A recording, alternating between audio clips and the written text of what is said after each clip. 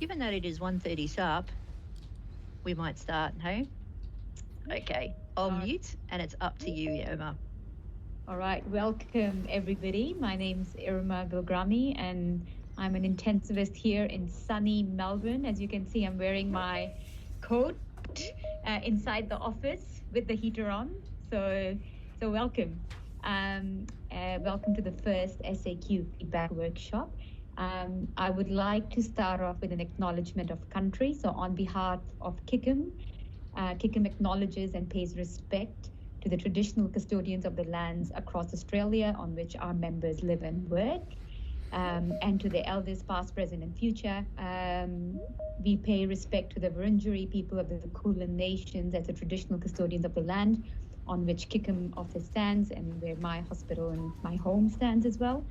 CICM also acknowledges Maori as the Tangata Whenua and Treaty of Waitangi partners in Aotearoa, New Zealand. Welcome everyone. So just to introduce the facilitators for today and just a little bit of a plan. So first of all, welcome to Michaela, who is an intensivist and chair of the exam committee, and thank you for your leadership, Michaela, and for organizing this session. We have George, who is a senior trainee now, finished his exams, who will be contributing to the session. And then we have Michael, Nick, Anjali, and Rezi, who are all senior intensivists and examiners who will be taking you guys through some of the questions, and Michaela and Michael will talk a little bit more about that. Irma, can I just stop for a second? I'm just having difficulty recording. Michael, could you have a go? It just tells me I can't record and I'm not sure why. Oh, it just started. I started it. Yep. Fantastic. Sorry. All good, Joe. All good. It just wouldn't happen to me. Thanks. Thank you. Thanks, Joe. So over to Michael first, and then to George. Yeah, sort of just starting to get into partying. Yes. Like messaging all day. Like, so what I'm going to do is I'm going to mute everybody. Yes, I was just I'm going to mute everybody, everyone... except for Michael. Michael, can you unmute yourself? There we go. You've got to be quick to mute me, Michaela, as you know. So welcome everybody. Thanks, Michaela and Irma and all of the facilitators for giving up their time for this session and also for the session coming up on the 26th of July. Just briefly, I'm an intensivist up at the Royal Brisbane, and I'm also for my sins, the medical director of the Queensland ICU training pathway, which I've recently taken over from Dave Pearson, who's done a great job for the last 4 years.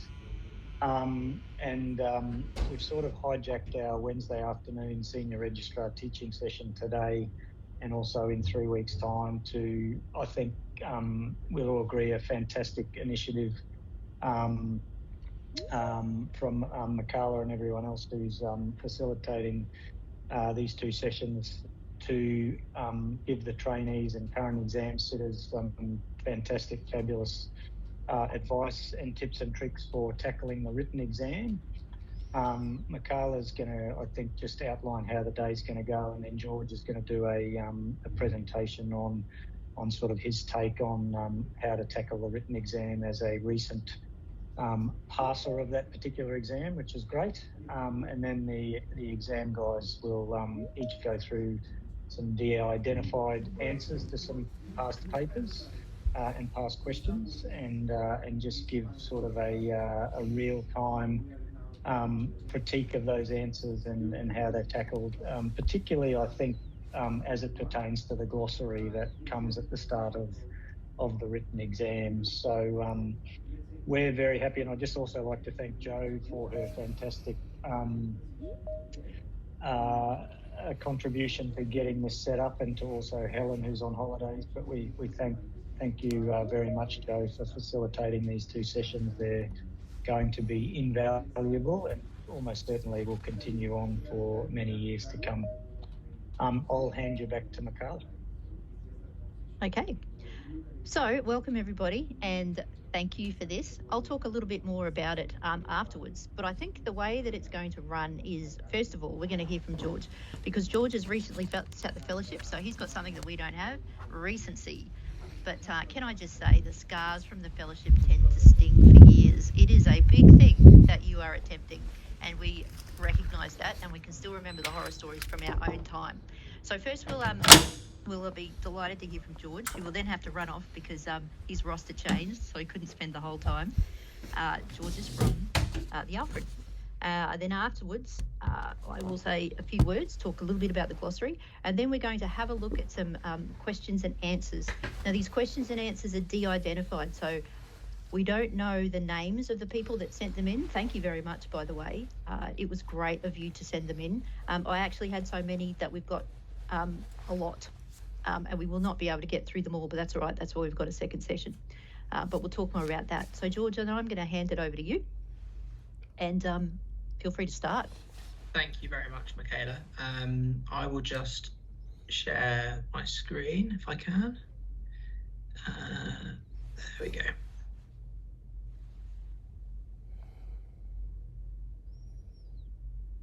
So I hope everyone can see the slides that I have there.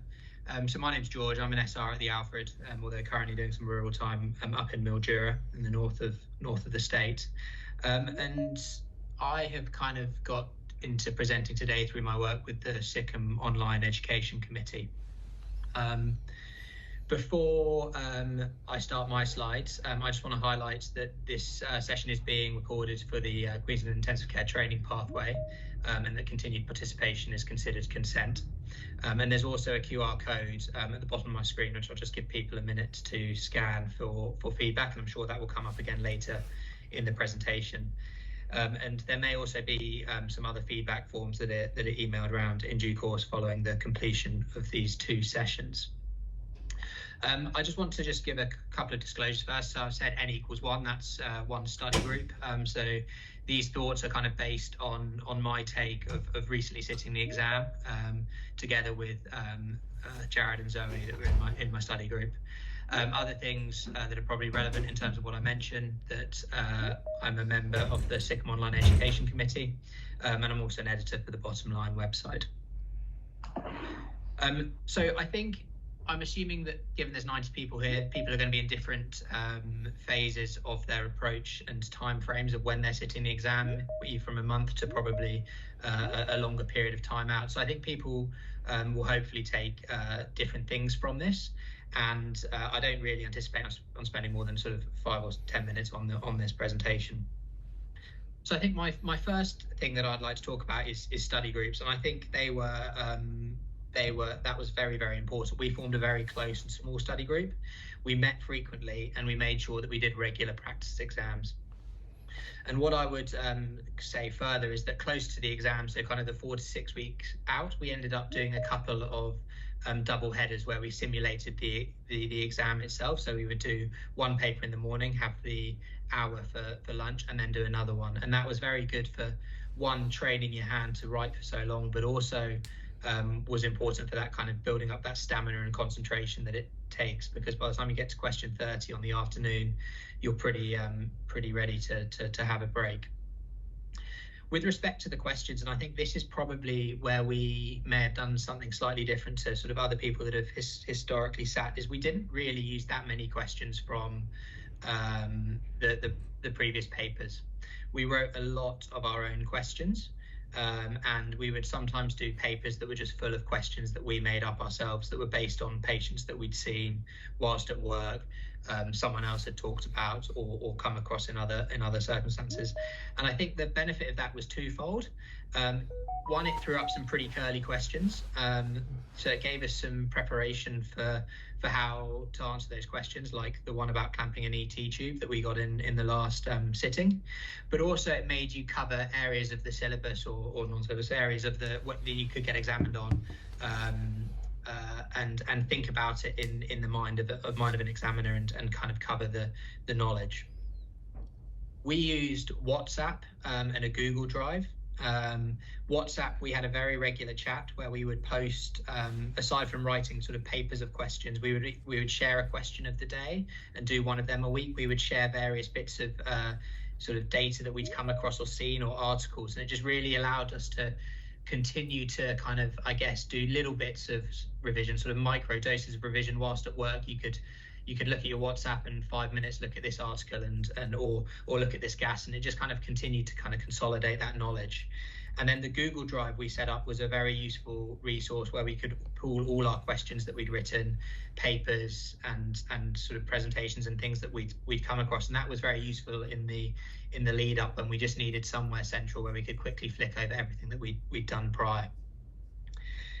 With respect to divide and conquer, there's going to be areas of the you know, that get examined that, you know, someone in your study group might be better than others. So for example, I kind of covered lots of the evidence base. I reviewed and summarized some of the current ANZIC CTG trials into a document that I shared around. So I think share the stuff that's the rote learning, and then hopefully you can all cover more as a group. I got told this fairly early on in my preparation, so it's never to leave a patient unread, and I think it's really important to stay broad. And if you see an interesting patient, just have a quick Google to see what you can come across and see if you can do some learning that's relevant to that. And I think I would say that it's really important to read and listen widely. There's a couple of very good journals which I'll talk about in a minute, websites. Twitter was a fantastic resource that I used, as well as podcasts that really helped me kind of, I guess, again, consolidate. So in particular, some of the resources that I use, I think the best resource out there probably has to be Critical Care Reviews. It's a fantastic website set up by an intensivist in Ireland, and unfortunately now it has just become you have to pay for it. It's not a huge amount of money, and they send out a weekly newsletter which not only summarizes recent trials that has been published, but they you know, there might be opinion pieces, there might be summaries that you know, provide a very useful synopsis of a certain topic that I think were extremely useful and succinct.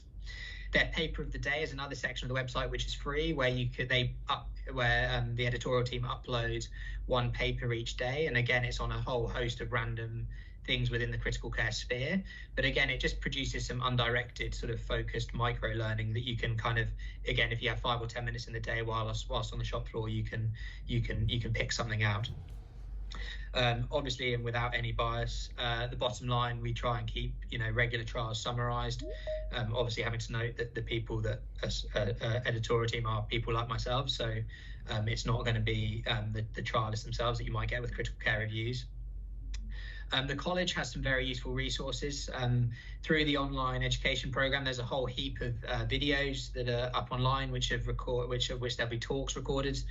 There's some very good talks from a radiology registrar that he did last year on there that you can watch back. There's some other evidence ones and other various topics. And the other section is the wellbeing section, which has very useful summaries on some of those topics that you might find in a management question, like how to deal with a troubled trainee or drugs and alcohol in the workplace. And as I mentioned earlier, the ANZIC's website publishes all their trials that are ongoing, have recently recruited, and I think it's worth looking at them too, to see what's just wrapping up. Sort of Bling 3, for example, was one that I was kind of focused on. Twitter, I feel like, aside from the British sport that I follow on there, I basically just follow other people in the critical care sphere. You do have to, I guess, take your pick and kind of have an element of QC about it. But again, there's lots of useful resources and lots of discussion and discourse that is quite interesting that comes up on there. Your ICM, which is the Twitter web account for the ICM journal, which is the one for ESICM, has great summaries, some of which are open access, but most of which you can access through your CICM or the anaesthetic library through the CICM login. And they again provide, you know, it might be a page or two summary on anticoagulation in intensive care or managing the TBI, and so there's a lot of useful information in that journal. Obviously, JAMA and NEJM, keep track of what's in there. I think that's fair game for basing a question. We had a question on pulmonary fibrosis, and I think there was an editorial in NEJM back in November last year. Anesthesia journal is one that you wouldn't necessarily look at, but again, those articles at the bottom are recently published. And again, you can see they provide very good summaries to cover kind of key areas. And obviously, the British Journal of Anaesthesia Education section also does the same. Again, don't just stick to journals. The European Resuscitation Council has great guidelines, the Brain Trauma Foundation, are obviously obvious ones, but again, think outside the box. The Intensive Care Society has excellent ones on things you might not necessarily think of, fire in the intensive care. You know, those questions, again, that might be a little bit strange. I think it's worth looking into their guidelines and seeing what you can dig out in there. And again, that's something that if you're in a study group, you might divvy up. And finally, podcasts. Look, I was lucky or unlucky, it depends how you look at it. I had a decent driving into the Alfred each day. So these are a couple of my favourite ones that I found and listened to kind of intermittently. The ICU Ed and Toddcast covers recent trials, critical care scenarios is a menagerie of critical care related topics. Paul Peeps is some respiratory critical care fellows in the States that again talk. Some are not relevant, some are. Internet Book of Critical Care, I don't think needs any introduction. Maryland Crit Care Project is some American intensive care doctors that start, again, there's a 50-minute talk on a certain topic, as is Critical Matters. And then eCrit Care is run by Swapnil and again covers recent literature, recently published trials. And Tasty Morsels is a great 5-minute one that again is run by an Irish intensivist who basically summarises chapters of O's with a little bit more. If you've got friends in complementary specialties, use them. So pick on your radiology friends to give some sessions and promise them a few beers or dinner out. That was something we did nearer the time, and that was again a very useful resource to tap into. I think some other quick points, obviously timing in the questions very important. We were very rigid in how we practiced 8 minutes, and I think in the exam, if you get to 8 minutes, move on. You should have a bit of time at the end if you stick to that, where you can come back to. Make sure you read the question. Chatting to an examiner just sort of off the cuff after the last sitting, it sounds like some of the questions that were marked were misread, so make sure you're answering exactly what's asked. Don't cheat yourself. What I mean by that is when you're practicing, I found it very easy when I was starting to answer questions to just quickly look something up because it made me feel better. But you don't really find what your blind spots are until you don't know the answer and have to actually then, look at it yourself. And I think that's a much better learning exercise than looking something up and doing it that way. And then finally, listen to what the college says. There were some very informative sessions that we had prior to the exam. It gave you a bit of a mental approach to how you might tackle it, what to expect, discuss it, and there were some useful things that were said in there. So I think if there's those sessions, do try and go to them. They were recorded if you were unable to. So I'm not sure if they're being run again this year, but if they are, I would thoroughly recommend attending them. And finally, if revising for the written isn't enough, I would also start trying to revise for the clinicals and not leave it until you've done the written. I think if you start hot case practice now, then you will identify knowledge gaps that is required in the written. The knowledge is the same, it's just different ways of testing it. I think when you are practice with those who make you feel uncomfortable. I felt very different when I was with someone I didn't know compared to someone that I've worked with for 2 years that knew me very well. It is a very different experience. And I think that leads on to the next one, prepare how to deal with a bad hot case or viva. I thought I absolutely flunked my first hot case. It was a difficult case, but I think thinking about how you're going to do that and get yourself what sort of mind games you're going to play, if that's the case for your first one, is important too.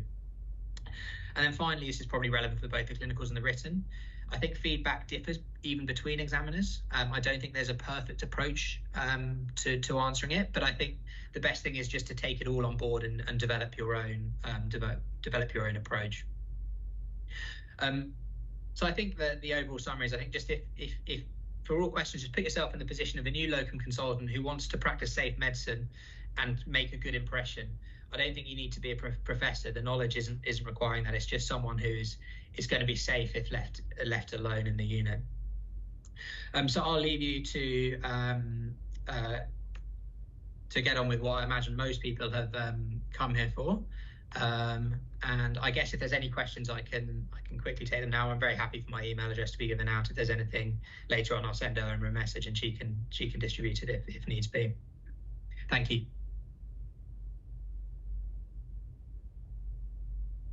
Right, I'll take over. Hey team. So we've seen that, we've done that. So if you would like the college to do exactly the same as it's always done, please don't fill out the feedback. Don't fill out the feedback. Don't tell us what you think. Don't do anything, and we will do things exactly the same as we always have done. However, I think that times have changed. The standards of ICU have stayed the same, but times have changed. And because times have changed, I think it's time to change with them. And when we say change with them, I think what I'm saying is more transparency about how we go about things. And one of the ways that I thought that we could do this is twofold. Number one is we could have a national online live thing where we talked about how to sort out what is your approach to the SAQs, what is your approach to the written. Now, as I talk, I can't see the chat. And so Irma is going to do the chat and she's going to butt in and say, stop talking, Michaela, there's somebody that wants to say something. The other thing that we've done, as opposed to this, as well as this online approach to the written, where I've got senior examiners from around the country, you'll meet some more on the 26th, is I've also done some online, well, when I say I mean we have also done some online instructional videos. And so if you have a look, this is on the Sydney Short Course website. And it was handed out at the Wellington website as well. If you had a look at the Sydney Short Course Intensive Care Medicine website.com/CICM-SAQs, you will find 5 prototype videos. And in those 5 prototype videos, they are also like this. They are approaches to the written. Have a look at them. Have a look at the SurveyMonkey. Do you think they're really useful? If you think they're really useful, give us some feedback. If you don't think they're really useful and you never want to see them again and you don't want anything like this in your preparation for your exam, don't fill out the feedback. That's fine. Okay, so this is what we're going to do. I'm just going to quickly go through how you collate the written paper. 1, to aid in the transparency of the process. And so you know what the written paper, how it's collated, how it's looked at, how many people looks at it. That will take less than a minute. Then we're going to concentrate on the real work, which is to aid you to understand the glossary and how to attempt the questions, because the glossary is key to getting the marks, and you want the marks. We're going to explain why the glossary is important, and we're going to explain how you do that, and then we're going to have a look at what happens next. Now, this is the paper. Let me just put these over there for a sec. Okay, so this is the paper that we all know and love and loathe, depending on which stages of our journey we're on. And I have to say, being the chair for the last 6 weeks, I love and loathe it at the same time. This is the glossary, and this is what you do. Admit. There we go. With it again. And I'm going to take you through how we put it together. The first thing that happens is there's 9 senior examiners in the committee, and the 9 senior examiners in the committee have topics. They have topics that they think should be on the exam. And so there is an overall planning of how it's going to be and what's going to be on the exam. We've had too many dermatology questions lately. We're not going to do that this time. We're going to put something here. We're going to do radiology, blah, blah, blah. There will always be a stats. There will always be a research. There will always be something to do with sepsis. There will always be something to do with all the major groups that we use. The headings of TECO are really useful here. Then the committee sends out the topics to the examiner court. Now, the examiner court's got 50, 60 people in it, and the examiner court write the questions. After the examiner court have written the questions, and they do it in small groups, then we have, at the moment, a giant Zoom meeting. We have 2 giant Zoom meetings where we look at all the questions, and you may be able to see in that tiny little outline some of the examiners, which have been in the last Zoom meeting. It will soon go back to being face-to-face, but in COVID, of course, we plowed on, we got the exam done anyway, and they were all on Zoom. So we vet the questions, we look at the questions, we talk about the answers, and then after that, the paper's put together, and the committee then meets again and forms the paper as it is. So there are many meetings and there are many different brains that are involved in making the paper. Now, when you make the paper, you make the Michaela, questions. Michaela, I'm just going to interrupt you there. We can't see the chat on the screen somewhere. Yeah, I don't know how to do that either because this is not my Yes. Emma, I can follow the chat for you if you like. Oh, That'd be great. That's great, Michael, if you can. Thank you for that. No problem. But That'd I'm be just getting messages that they can't see where to put the comments. That may be because they're guests, in which case you can text. If you can't see the chat, you should be able to though. What I might do is put my number, say my number out, and then people can message me. I'm sorry, I don't know how to text on here. So it's 0405 973 876. And then I'll interrupt the speaker every few minutes if important comments come through. Thank you. Sorry, Michaela. No, that's fine. Guys, this is one of the things that we were talking about just before, as that this is an experiment, and the easiest and quickest way was for me to use the Queensland training program because I'm a Queenslander, and then invite all the other training programs on. It does mean in the future that maybe it's better to have a different structure, which means that more people will be able to go on and use the chat. But for ease of access, so that we could talk to you within a few weeks of the next written being done, that's why we use this one, and that's why we got it out there that way. Now, hopefully you've got Irma's number now, and I'll just continue on just to talk about what we're doing next. So we've been through the paper, and then this is roughly the type of rubric that is used, and we really mark questions based on 3 major demands. Of course, we mark it on the content. That's what the written is for. Do you understand and do you have the content that is required to be an independent practitioner? We also look at the structure. Is it organised? Is it not organised? Are they clear headings? Can you have a look at it? These are the sort of things that we're going to talk about when we have a look at your SAQs. And lastly, we have a look at your analysis, your planning, your tasks. Are the tasks registrar standard? Are the tasks transitional fellow standard? These are the things that we want to talk about with that. Okay, so once we do that, and we go down here, we have many questions. I don't think we'll get through all of them, but we will get through, so critically evaluate one, some compare and contrast ones, and the assessment and management ones, because these are really the biggest ones, and they're going to be in this order. First, we're going to have a look at assessment and management of a cardiogenic shock one. And can I just remind everybody that these were questions that the examiners didn't pick, you guys picked them. So you sent in the questions that you wanted assessed and marked, and then we assessed and marked them. Now, they are de-identified by 2 ways. They are de-identified because nobody knows the names. They're also de-identified by the handwriting. So the handwriting is different as well. So if you have any comments in the chat that says, you know what, that handwriting's really terrible, well, some of it is mine. So I will take that on board because it's probably true. Okay, while we're here and we're talking about what's going on in the chat and what we do, the last thing I want to do, because there will be questions on this, I know it's on everybody's mind, is just talk about 3 things. The first thing is, let's bring the elephant out in the room, the pass rate. Now, we know that the pass rate was low. It's been low before.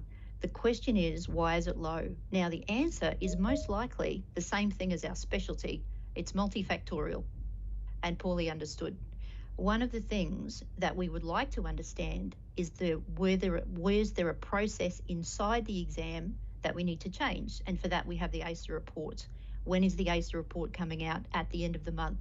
What's in it? I don't know, because it's an independent report. But I don't actually need a report because I've been a trainee and I know that the college has been reasonably opaque in talking about the exam. That didn't matter because there are always an examiner next to you, but that's not the case anymore. The college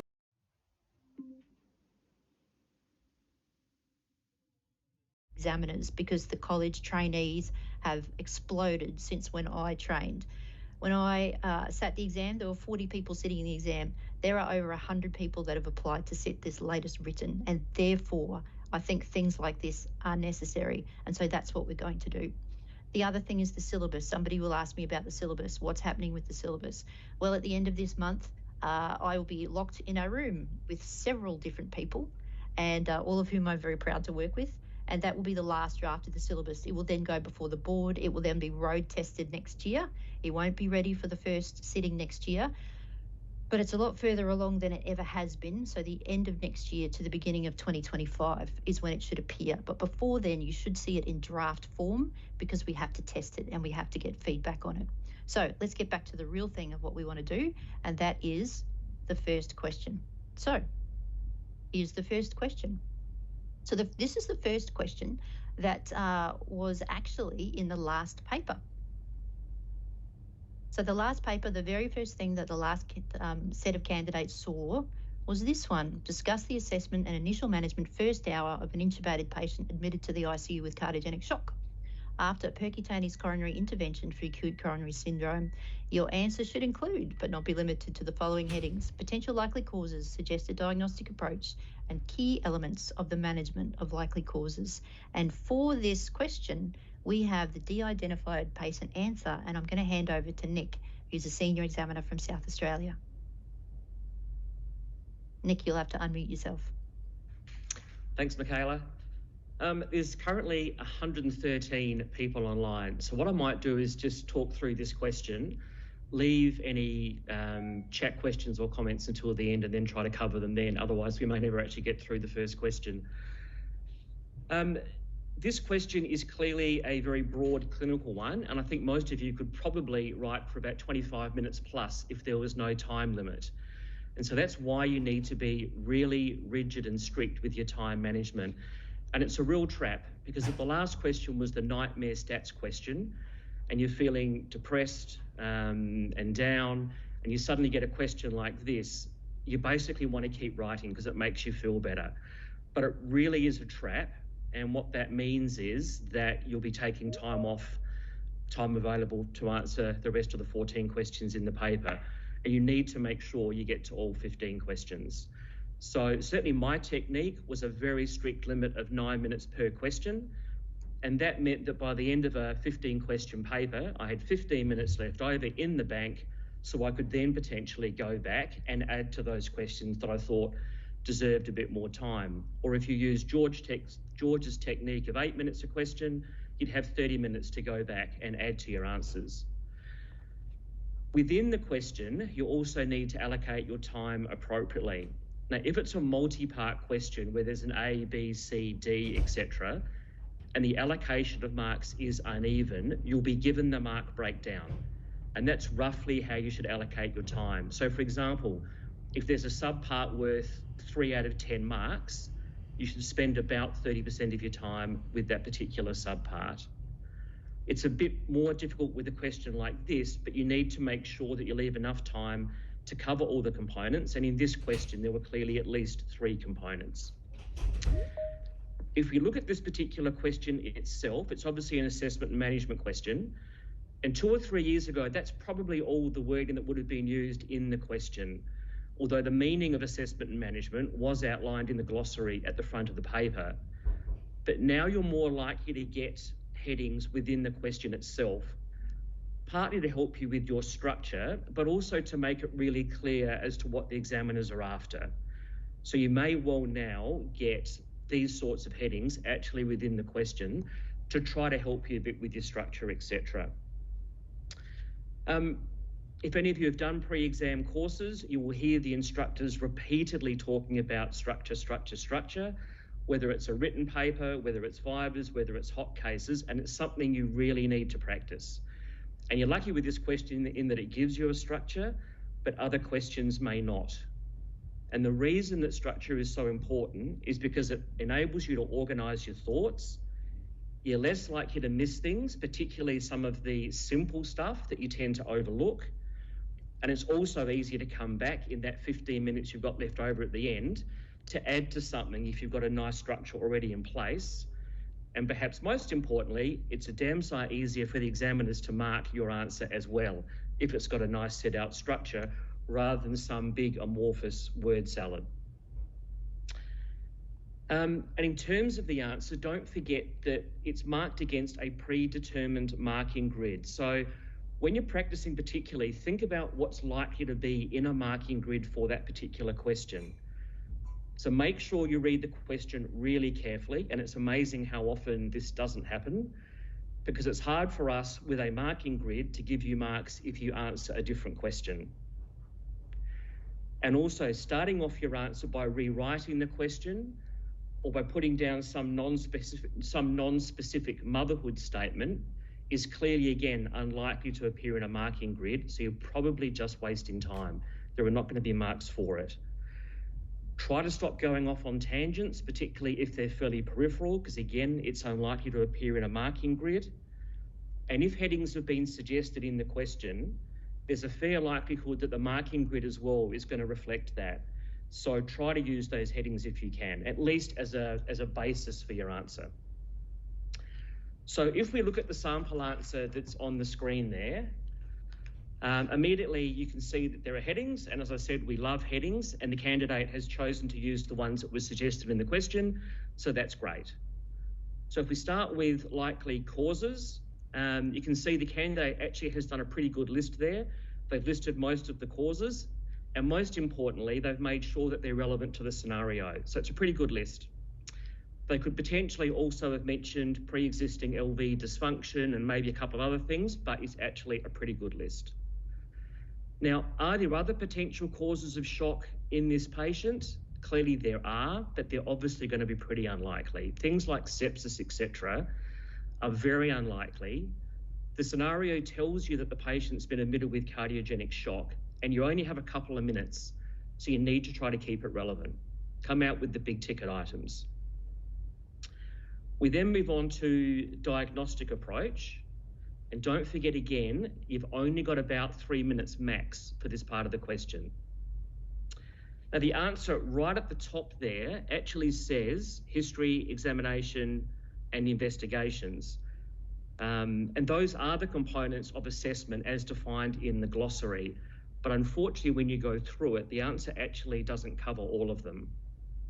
And it also becomes quite bogged down in too much detail on fairly peripheral matters, and that's a bit of an ongoing issue in this answer. So I'll highlight later some of the examples of that just to show you what I mean.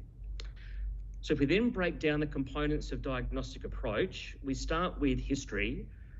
And in fact, all the answer was after, the answer template was after for this, was that you mentioned something about baseline cardiac function, the procedural details, and any known complications was important, and you'd be looking for current symptoms that might help you with working out the cause, so things like chest pain. But as you can see, the candidate has spent quite a lot of time there, particularly talking about procedural details and mentioning things like procedural time, other areas of ischemia at angio, thrombolytic complications, etc. Now, in reality, anything could have happened in angio. There's a vast array of potential things that could have happened. And so getting a history and a handover is absolutely crucial. And of course, you should mention that in your answer. But there isn't time to be delving into every possible thing that could have happened and that you're worried that we might be hiding from you, when the crux of this question clearly is, how are you going to deal with a patient who's been dropped in your unit in cardiogenic shock? So there's too much detail there really for this particular question when it's just part of a question. Following history, we then move on to examination, and unfortunately, unless I've missed it, I can't see that anywhere in the answer, so that's a bit of an oversight. Then with investigations, don't forget simple things. So always mention things like blood picture, biochem, some test of coagulation status, whether it's coags, TEG, rotum, whatever, just the simple things. This answer quite nicely talks about ECG and echo, and that's great. But then again, it talks about arterial blood gas, and the candidate has spent time mentioning things like baseline gas exchange, acidosis, and even what to do if there happens to be an acute kidney injury, the lactate, etc., and then complications following intubation and even aspiration. So again, I think there's just too much detail there, and that's probably why this candidate has run out of time fairly early on. If we then move on to management, a broad question like management, clearly you need to have a structure that sort of puts things in an orderly fashion and also shows that you've got priorities. And the answer here really does jump straight into vasoactive support and then gives 3 options, all with doses, which is great, but again, it's not a great use of time. So it actually talks about first and second and third line therapy, so what to do in each case if one of those fails. And with the third line agent, it even talks about needing to be cautious with that agent in renal failure as there may be a prolonged duration of action. Now, clearly that's just way too much information. Then the answer goes on to talk a bit about cardiovascular physiology, which again, if you think about it, is never going to be in the answer grid, so don't waste time writing it. Then it moves on to balloon pump. Essentially, if you're going to mention balloon pump, which you absolutely should, what we want to know is in what context would this potentially be useful, and how does it fit into your treatment plan for this particular patient? And the answer sort of touches on that when it talks about augmenting diastolic blood pressure to increase coronary perfusion. But then it even mentions, for example, that it's contraindicated in aortic regurgitation. And again, the relevance of that to this particular scenario is probably very limited. So I wouldn't be wasting time writing that. Following that, we then go on to fluid and rhythm management. We'll talk about order in a little bit, but again, way too much detail around fluid management. Just something simple like optimize the volume status and begin with a cautious fluid challenge. Something like that would almost certainly be adequate. Mentioning things like JVP, CVP, straight leg raising, etc. is just wasting time and is never going to score marks in this particular question. If the whole question was on fluid responsiveness, then clearly that would be very different and it would be highly relevant. But in this particular question, it's just too much detail again. And at the end of the answer, it goes on to specific management, and that's all fine. And I probably would mention ECMO as a potential rescue strategy in appropriate patients. So just with the management side of things, I might just suggest a different order or structure to make sure that you're less likely to miss simple marks. And again, this is why structure is so important, and having it already practiced beforehand. So when you get a question like this, it's almost just a rote process going through it.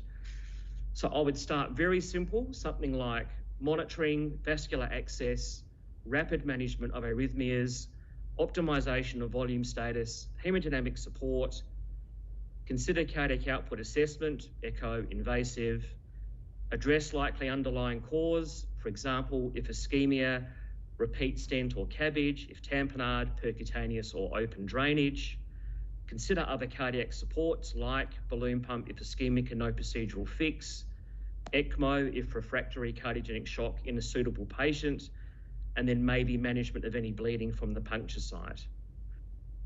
And by doing that sort of graded stepwise progression, starting simple and then working your way through, but also prioritising in a rough order of the way you would actually approach this patient at the bedside, it just gives the examiner a bit more confidence that you would have good, safe practice in this setting.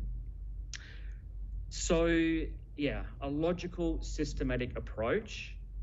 Time management is absolutely crucial. Try to stick to the key points. Don't go down tangents, particularly on peripheral issues. And when you're doing your practice questions in particular, just try to think ahead as to what might be contained in an answer grid for that particular question, which essentially is saying, what's the important stuff? And that's why, again, one of the tactics I know a lot of trainees use is they'll actually, when they're perhaps a bit earlier on in their preparation, try to answer questions in 2 or 3 minutes, just to get in the habit of really getting out those most important priorities nice and early, rather than getting distracted by a lot of the tangential stuff that at the end of the day is probably not going to get you extra marks.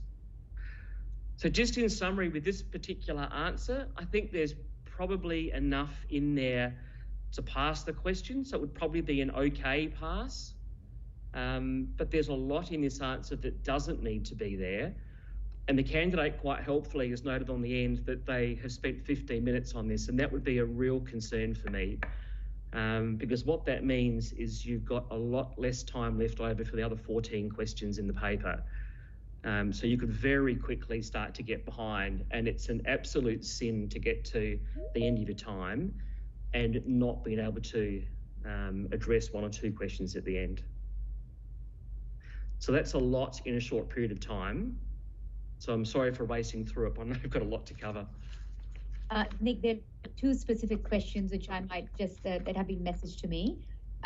So can we use abbreviations in our answer like ECHO, HX for history, EX for exam, and so on, like in this answer without defining them first? That's the first question. Absolutely. Look, if it's a really commonly used abbreviation where it's obvious what you're talking about, absolutely, that's fine. We're not going to expect you to write electrocardiograph for every ECG.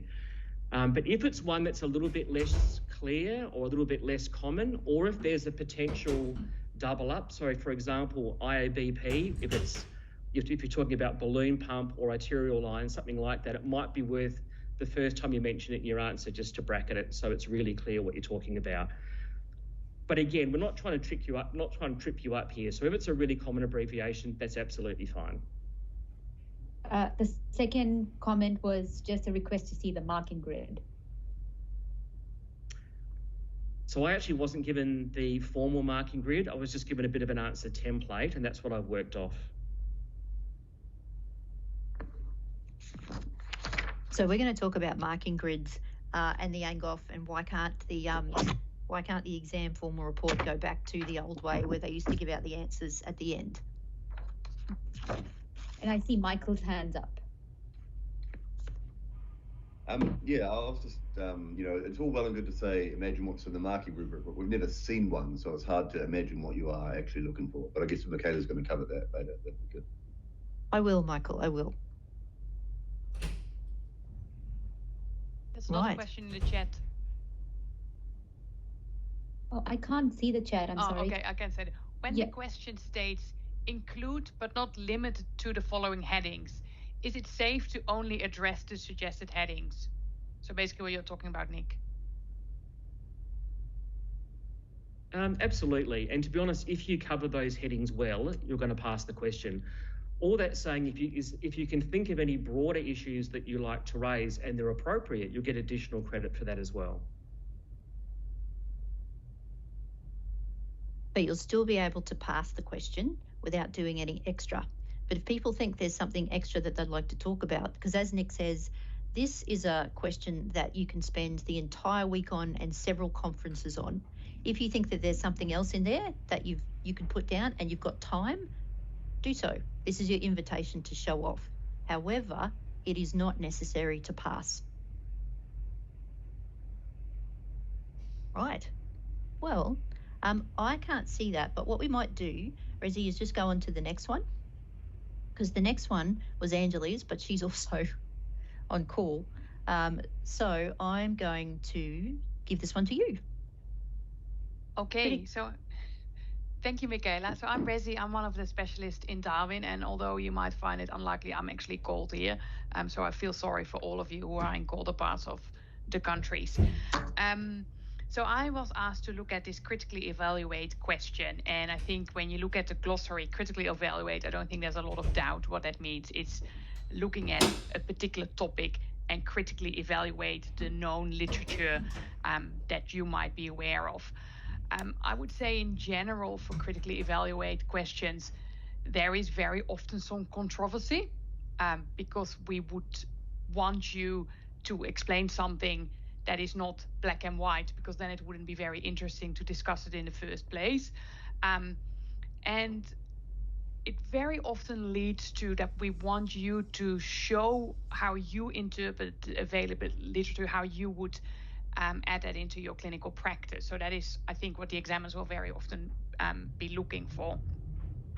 What Nick said at the start of his question, in like how you structure a question, when I did my own exam, I actually would put the headings that I would think need to go on there at the start of my page. So I dedicated and I said, these are the headings that I need to cover. And then I would fill in the blanks so that I actually had my structure on paper before I started going into the nitty-gritty of the content. When you look at this question, I think the headings that the candidate used here are very similar to the headings that I would use for a critically evaluate question. And so I would always start with my rationale. So why are we actually discussing this topic? And it's like, this is a chance where you can put some definitions in. So what are we actually talking about here? And then have some discussion about what are the advantages, disadvantages, or risks of the topic that we are discussing. What is the evidence? So the actual, where you go into the literature that you might be aware of, and then how would you apply that to your clinical practice? And I think, again, this candidate has put those headings on there, and as an examiner, it's actually really easy to see where I can find a bit of information that I want to be looking for. If I go a bit more in detail about the actual content that this person, this candidate has put on there, so this person has given some definitions, like what does early renal replacement therapy actually means in regards to the timing of initiation. So I think that is a useful place to put that. Under rationale, you see, I think there's a list that says indication, but I think like you can sometimes sort of combine those two. If you call that rationale or indication, is really explaining what we are talking about here. To me, this rationale does give that definition, but it doesn't actually go into any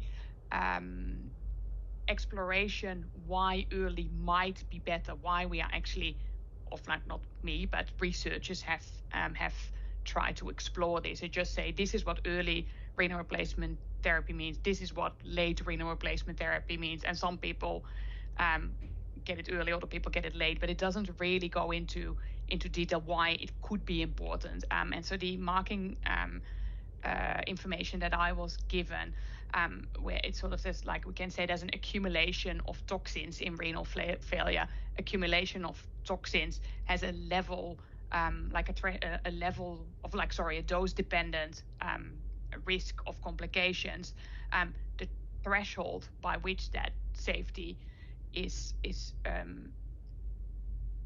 there's no specific threshold value for the levels of these toxins, but so we would potentially deduct that if you get rid of those toxins early, that might potentially be beneficial for our patients. So that would explain why early renal replacement therapy might be beneficial.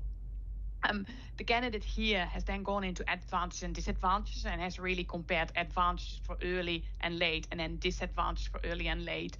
I think you can definitely do that when you are comparing two different management strategies, but you don't need to double up. So if you say an advantage of late dialysis is avoiding invasive lines when they are not needed, if you then say with risks in early, you're going to put in a line in someone who might not later on need it, you basically say the same thing twice, and you're probably not going to get dual marks for recognizing the same thing twice. So you can either just list advantages, disadvantages from one of them, and it's clear that the other strategy would be the other way around, or if they are very clearly different, you can obviously write them both. But just to avoid doubling up and wasting time on things that are not gonna give you marks. In a lot of sort of these critically evaluate questions, or why you would use certain management strategy, I would always think about cost, risk, and safety, as well as logistical issues that might come together. And I think that is something you always think about in your back of your mind: is cost, safety, and logistical challenges, is that relevant to this particular question? Because if it is probably gonna be relevant writing that down. And then there's the specific content related matter to what that topic actually is. I don't think I need to go into advantages and disadvantages in very much detail, but I think if you look at this particular answer, everything that is listed in the advantages and disadvantages seems relevant, but there's not really a lot of really specific high-end consultant level consideration. It's all relatively basic, what the candidate has mentioned. In regards to evidence, I think that different examiners might look at these things differently. Like I was always taught when you do critically evaluate question and when you study for the fellowship, that you don't need to remember small details about trials. So if you can't remember the name of a trial, that you don't need to worry about studying those names. If you can remember the names, you're obviously gonna write them down. And I think as an examiner, if you write down names, I know definitely what you're referring to, and it's really easy for me to then work out if you actually have understood that paper correctly. So if you know it, I would say write it down. If you don't know it, don't worry about it. It is very often useful, like because they are very often controversial answers that don't have necessarily a black and white answer, to have some evidence pro and con in that evidence question. So sometimes there could be one paper where there might be an overall positive response to one arm of the treatment option, but there might be some caveats in there. If they are in there, definitely write them down. If there are multiple big good quality papers that have different responses, make sure that you can write that down, because that's basically what the question is asking for. It's asking you about the available good quality evidence that there is. The answer that I have in front of me starts with saying early small-scale trials suggested a mortality risk reduction associated with early renal replacement therapy. But larger trials with better methodology could not replicate that. It then mentions a few names of some specific trials like Akiki, Elaine, and START AKI, and that they have not demonstrated a substantial difference in patient-centered outcomes. And then it has some specific information about some of the trials that is relevant to answer this question. And finally, that last comment on what is your practice, it then asks you, what do you do with this information? How do you weigh these potential risks and benefits to the evidence that you've just explained to us, and how do you come to your final conclusion? In this particular answer, I personally felt like, although what this person says is entirely correct, I consider early use of renal replacement therapy by patients who are deteriorating renal function has risk of developing other complications. It says at the bottom, if there's an indication for urgent dialysis, I will start. Well, that's obviously what you want someone to do, but it doesn't really, to me, explain like how they interpreted these big recent trials in coming to that conclusion. And for me, that's probably where, for me, the difference would be sitting with a really good mark versus a pass mark, is that you can actually support your practice with what you've just been telling me. And I would also say for the evidence, if you can give an overall statement and say the evidence has shown this, then I know that you are a safe practitioner, but I actually don't know if you have read these articles and interpret these articles yourself, or if you've just learned that from the practice where you work. To me, that would probably, if the rest of the answer is structured and complete, I would know you're safe, but I wouldn't know that you have the higher expert level that I would expect from a junior consultant. So that's probably where I would be sitting between borderline and a pass. So for me, this would be a pass mark. But I think it would be on the lower end of the pass mark. I don't know if any of the other examiners have anything to add, or if there are questions from the group.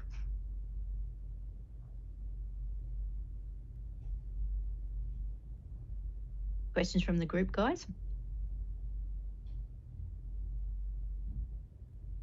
And nothing in the chat here. Okay. It's one hand I see. Jeffrey. I just wanted to ask if you're looking for, can you give me an example of a consultant, I guess, interpretation? Is it more like, other than the facts in the paper or standard initiation sort of criteria, is it like, oh, I consider the patient as a whole, like the chronicity of their disease, that sort of thing? Or is it really just better manipulation of the data? I would actually, in a way, want to refer to what the evidence actually says. So if I would answer this question, I would say I would not initiate early renal replacement therapy unless I've got strict indications, and I base that up on the fact that there is no mortality or no patient-centered outcome mortality benefit, however you want to word that. And you could say there are certain indications such as this and this and this, where I would still consider it, although this is not supported by the evidence. You could say something like that. Like you could be like, I guess it's still a bit vague, but I guess we all do certain things in our clinical practice, like as Michaela said early on, like a lot of what we do is not necessarily certain, but you still make your decision based on your clinical observation of the patient and the available evidence that you have. And that you sometimes, the evidence is really clear for specific patients. Like obviously, if a patient needs to be dialyzed, you are going to dialyze them. But it's that group where that is not clear, where you as a candidate here are expected to say what you would do in general. But that doesn't mean that you then can't say, I would never do it. There might still be circumstances where you would include that. I'm not sure if that's clear enough to you. I think there are other ways, Jeffrey, that you could expand this answer and make it into a better answer. For instance, there are more than one trial. There are lots of trials. They've mentioned one. And so if you increased and had maybe the 2 to 3 trials, the Elaine trial, the START trial, then that would improve your answer. If you said other things as opposed to the advantages and disadvantages, like, fluid, yeah, okay, we all know about fluid. But if you're talking about cost, if you're talking about availability, if you're talking about the fact, if you're talking about the dose of dialysis, as opposed to just the timing, that's going to improve your answer as well. And so if you have more sort of higher stuff than just, it gets rid of fluid, that is going to make your answer a little better, and that's going to drag you up from a pass. It's still a pass. It's not a bad pass. Pass is good. But if you wanted to make it a great answer or a more expert answer, that would be the sort of things I would be looking at. Also, I'd be looking at other things like the different different reasons. So they've mentioned, as I said, they've mentioned fluid here, but they haven't mentioned anything about sepsis, about contrast, about all the other things, all the slightly left of center reasons that you dialyze. And if you had put those in, about the CO2 load, about manipulation of sodium, about manipulation of temperature, if you'd talked about that in conjunction with early versus late, then you're going to get a better answer out of that, because you've showed that you're really broad in what you're talking about. Okay, thanks. And there is a written question, and is there a suggested standard approach to critically evaluate questions? My standard approach is really similar to what the candidate has done here, explaining the rationale. So what are we actually talking about here? What are the advantages? What are the disadvantages / risks? What is the evidence? And what is my personal practice based on that information? That is my approach, and that is what this candidate has done. There's no question that we say there's only one approach. There are other approaches that you could use, but that is a quite practical, very commonly used approach that I've seen many candidates and supervisors do.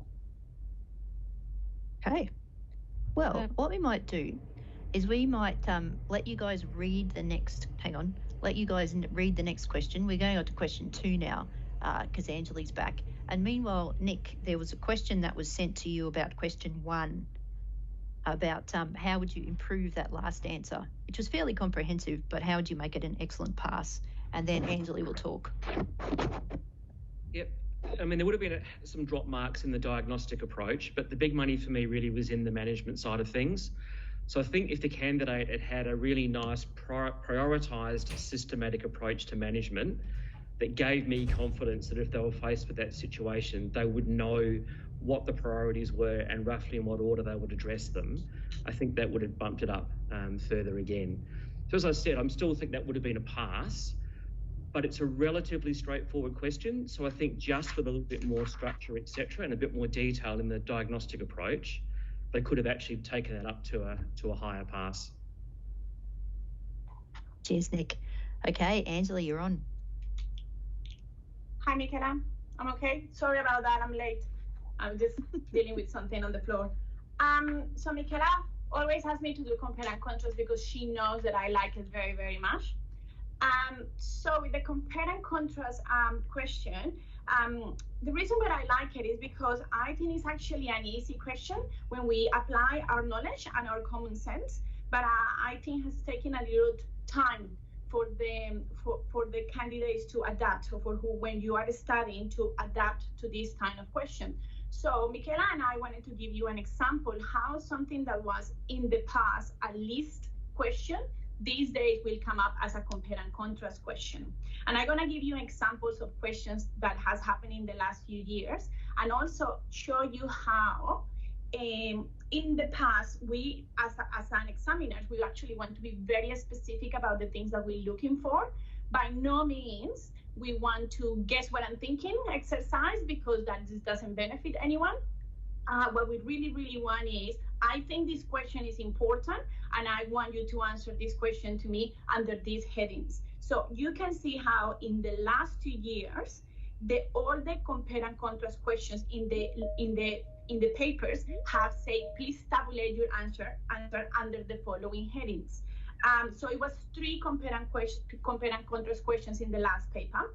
One of them was about MRI and CT, and it was clearly specified indications, advantage and disadvantage. And most, I have many questions in the past about that we think compare and contrast will always come up with procedures, with diagnostic testing, with radiology, which is most of the times what it has been. Has been questions about MRI versus ERCP, MRI versus CT, has been about TOE versus echo, or different surgical techniques. But also in the last paper was one about pathology, that was compare and contrast nephrogenic and central diabetic insipidus under the following heading. So you can see how the same kind of, or the same type of question can be applicable for something that definitely has similarities, but also have very important differences that we should apply in our clinical practice. And then if we go to the glossary, the definition of compare and contrast in the glossary is very, very simple. It says, provide a description of similarities and differences, you may tabulate your answer. So clearly say, please do a table and show me how these 2 techniques, these radiological tests, how these 2 different pathologies, they similar to each other, but how they are also very different to each other. So if we go to the original question that you guys have in your tape, in your screen, it was from a very, very old paper. I think was 2000, yes. Say, list the theoretical advantages and disadvantages of coronary bypass grafting with and without cardiopulmonary bypass. So nowadays, this question will be written in a compare and contrast form. And it will say something like compare and contrast coronary bypass grafting on pump versus coronary artery grafting off pump, or without or with a bypass. The way that you want to phrase it. And I will say maybe that most of the times, if not all of the times these days, we will say, please tabulate your answer under the following headings. Now, as Nick say, it will be interesting. Of course, we cannot have an open chat because it's too many of you at the moment, but it will be very interesting, and it's really good that you applied this when you printed. What will be the following headings that this question is asking for? You know, when you are studying, is why they think asking me about off pump or on pump facts is actually important in my clinical practice. What are the things that I should be comparing? And if you just throw that question to me, I will say probably patient selection. You know, the patients are different. Yeah, probably this is something that I should think about. Probably the advantage and disadvantage in regards of what happened in theater and what will happen after theater. That is something probably that I should know and compare and contrast. Outcomes, or the evidence that are there. If I, it's a very niche topic. It's a very, very niche topic. So if you don't have you don't know the evidence, but you may know the outcomes, you can compare and contrast that as well. So in my mind, I will say that you can think about, okay, so what are the headings that I'm going to use to compare and contrast? What I will use is something about patient selection. I will use advantage, disadvantage, or I will use risks and benefits. I will use some evidence if I know the evidence, or I will use outcomes. That's probably, if I'm writing the question now, those are the headings that I will say, please tabulate your answer under the following headings. Yeah. So this is what I think the question will look like these days if it's in the next paper. I'm sure it's not going to be, sorry. So what this patient, listen to me, what this candidate has done in the paper. So they have done a table, which is good. They were asked to do a table. It's always good. They have done some headings. As Resi say, we love headings, and this person actually have put the headings on a little bit of a square, which is really good because it's very easy to see. So I immediately can go for the money because I know this person have taken the time to do the table and to tabulate it in a way that will be easy to read. Now I can see how I see how the candidate has decided to compare and contrast advantage with advantage, post, recess. Then it jumped to the outcomes and then go to the disadvantage. Yeah. Instead of advantage, disadvantage, outcomes, the person decided to give a little bit of a jump, which is fine. I can jump with the candidate. That's not a problem. But just to let you know how, at that point of time, may it not flow as good as you wanted it to. So some people will say, why not compare and contrast? If I'm going to write the advantages in one side, I compare and contrast with the disadvantage of the other technique, and then I compare and contrast the disadvantage of one and the advantage of all one. So that way to do it, it may help you not repeating yourself as much, as Resi said initially in the previous question. And I will show you how I believe this candidate have probably felt into that a little bit with the way that has decided to write it, because it's repeating herself a little bit, or himself a little bit in the second paper, in the second part of the question. So she also has decided to do the advantage and talk about the intra-op, the post-op, and the recess in both of them, which is good, and the long-term outcomes. So let's have a read of what. So intra-op, so gold standard, yes, multiple versus optimal with small targets, yeah, may perform when you have another surgeries that have to happen at the same time, and that was the advantage of the standard approach. And the advantage of the intra was avoiding the bypass circuit with all the complications, avoid aortic and right arterial cannulation, avoid aortic clamp, yeah. So I think this is all good, and overall, I think this answer is a pass level, but it's not an expert pass level, and I don't like to use the word expert, but I say a good pass. And the reason is because I can see how she has the technique, but maybe not explaining to me exactly why that is an advantage, why not doing an aortic clamp is an advantage, why not doing cardioplegia will be an advantage. Yeah, so I would like have a little bit more of that. Then in the post-op, some come to ICU, some not come to ICU. So with the off-pump, you actually have, they can decide to do off-pump with minimal invasive access instead of doing an sternotomy. So actually that, as the candidate said, that could be an advantage, because give another option to the surgeon to do something minimally invasive. Okay, we answered the question that is in the chat later on, because it's quite long. Okay. Okay, what I'll do is I'll just read out Irma's question and then I'll get on to the next one. And so, Angela, you can read the one on the chat because it's a long one, and that's great because it means that people have taken a lot of time to write it down, so we want to do it justice. So 3, 4. Okay. So this is the fourth one, but before that, let me just read out Irma's last question. Could you ask if examiners today can actually attribute a mark to each of these answers? I'm hearing a lot of that would be a pass, followed by a lot of critique. If they awarded a 6 versus a 7, it would be very different. Benchmarking, even in the lead up to the exam, is a big issue because no one ever gives you a mark. I was hoping the coalition of examiners today would be best suited to do that, and if they can't, then who can? That's a very good question. If we can't, who can? We can, but we don't. And the reason why we are specifically not giving marks today, and so this is deliberate, this is not because we don't want to or because we're not sure what the mark is. I'm sure what the mark is, especially for this next one. But the reason why we're not giving it to you is a couple of reasons. Number one is that the ANGOF means that the marks are meaningless. And number two is that the concepts at the moment are more important than the actual mark. So if you're going to have a pass, then you're going to pass. If you're going to have an expert pass and a really good pass, then yes. Once you put an ANGOF over the top of it, then that will adjust your rate up and down, depending on what the question is. So this makes it really hard. So we thought the best thing to do would be to actually say, this is a good pass, this is a great pass. Here's how to get it to a better pass. Here's how to get it to an expert pass, rather than giving you, this is a 5, this is a 7.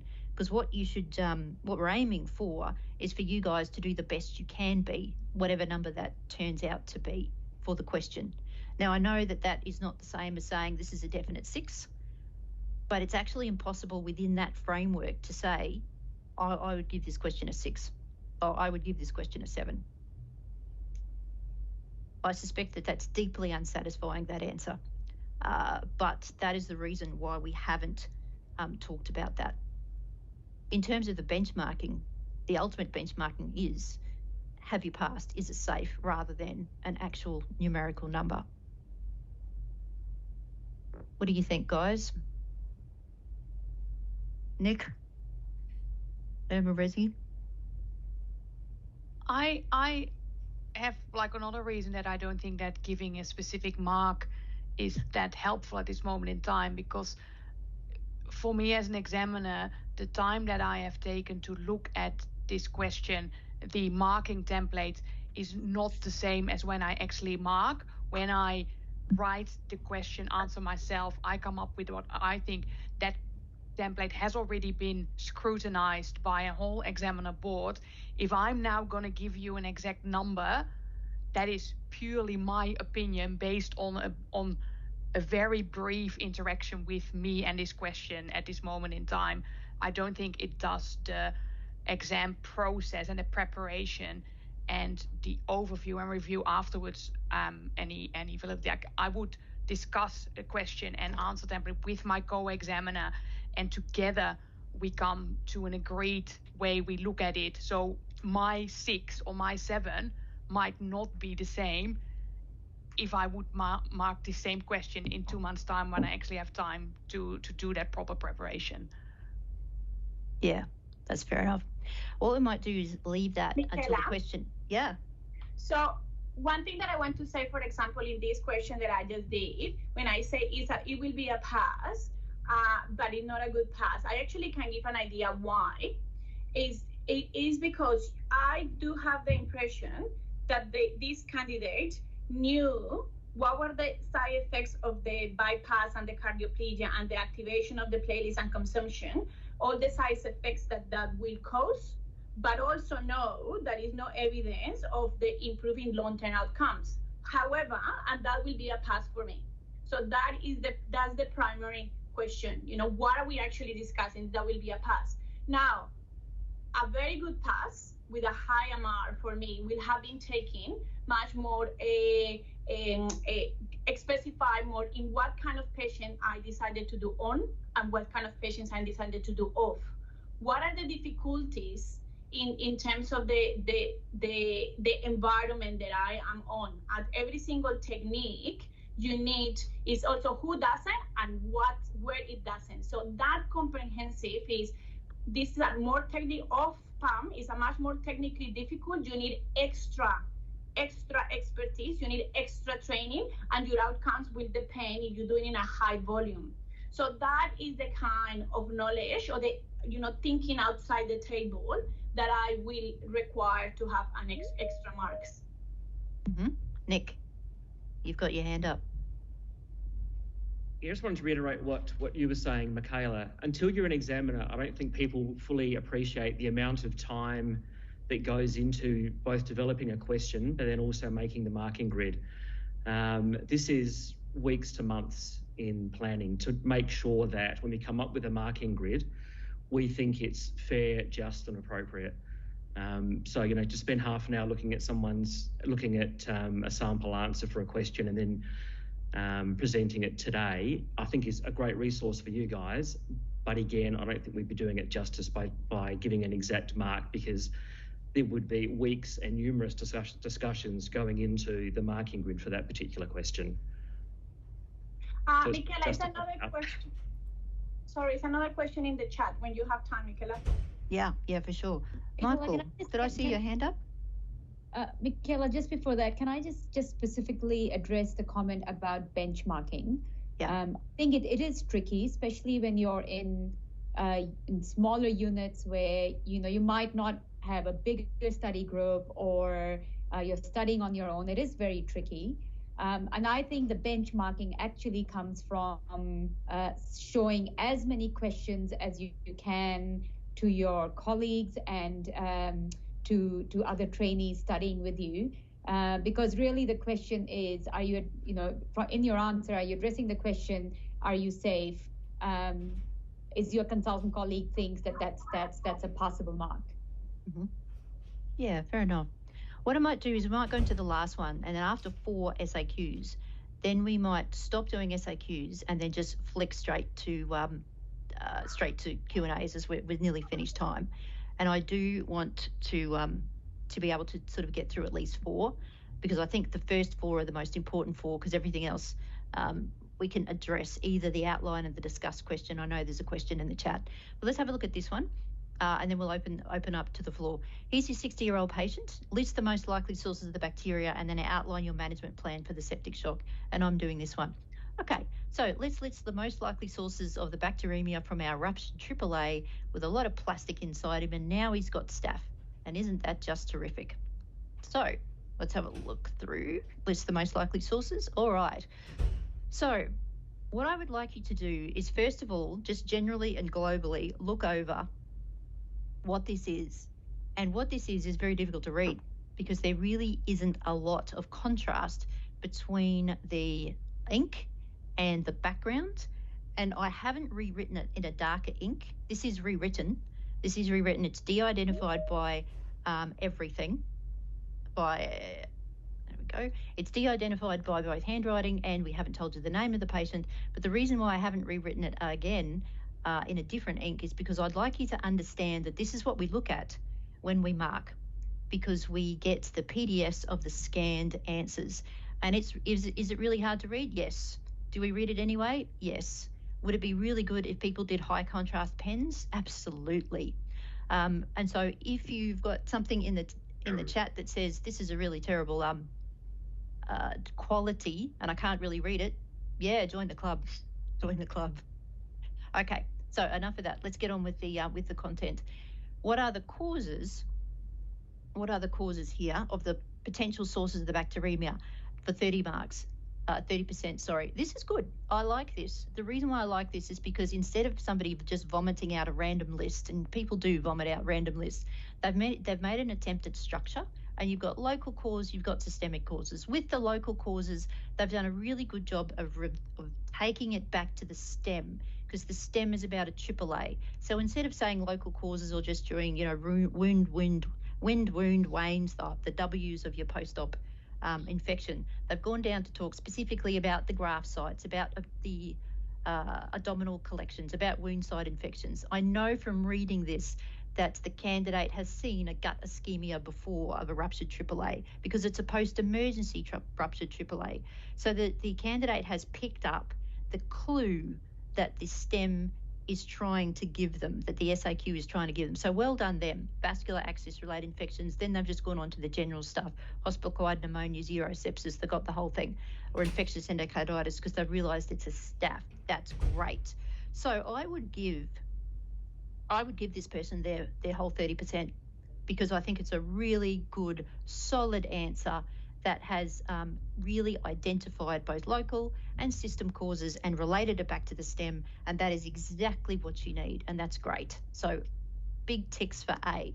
Unfortunately, where they've fallen down is in the management for the septic shock. Now, in the glossary, we're talking about management is resuscitation and specific therapy, and also resuscitation, specific therapy, and supportive therapy. So in terms of the management plan for septic shock, on the left-hand side of the page, they've written stuff that I can't give any marks for. I'd like to, but I can't give any marks for a question that isn't asked. And the question was asked about the management of septic shock, not the assessment. So all I can do is give marks for this side of the paper, the treatment. Because I'm hosting this, I think that you can see my little pointer there. And the marks I've got to give are scrunched up marks in a quarter of the page. And that makes it really irritating to both read, and I've got to try and find out where the marks are.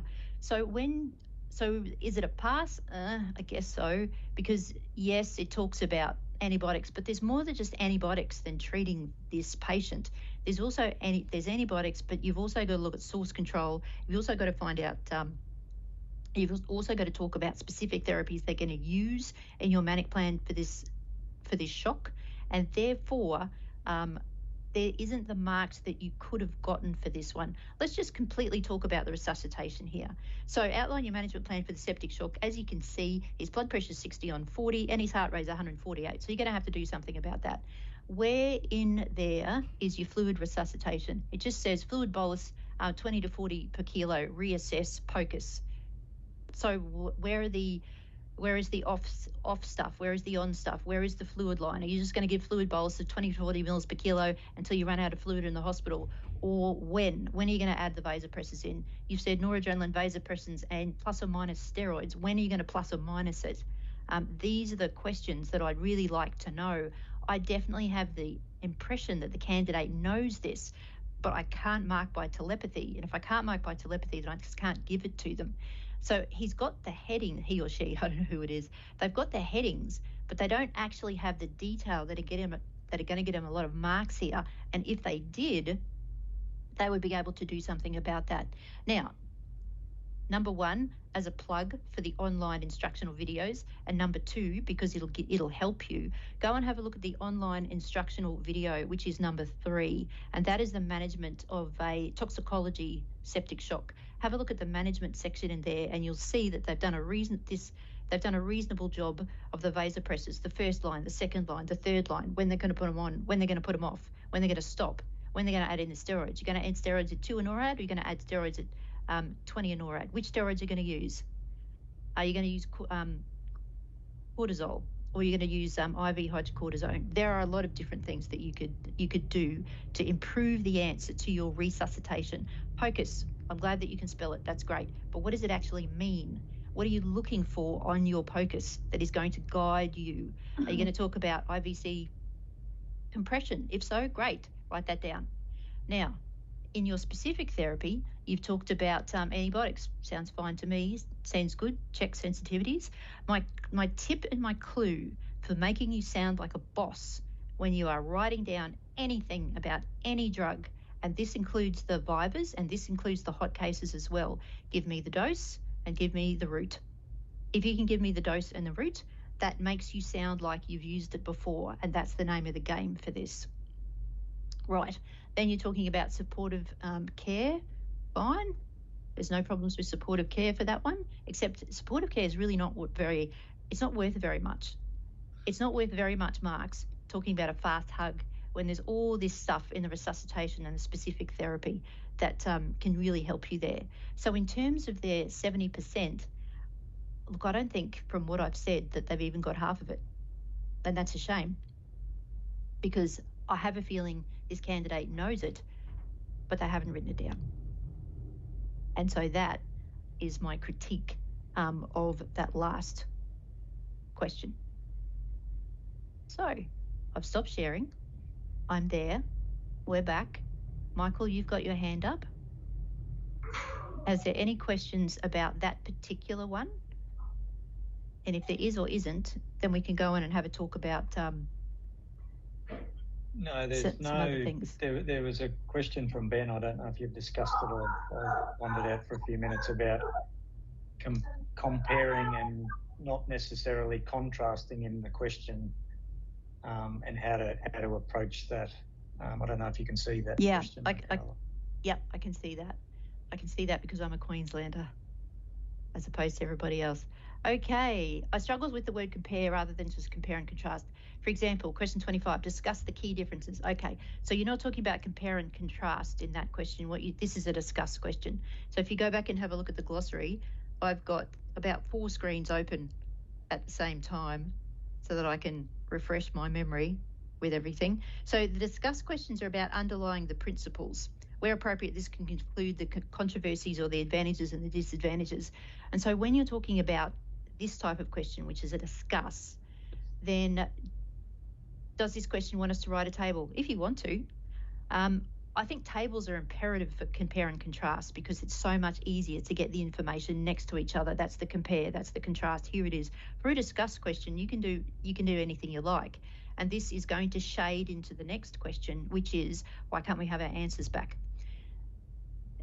If you feel that your information is best put down in a table for the discuss question, you should do that.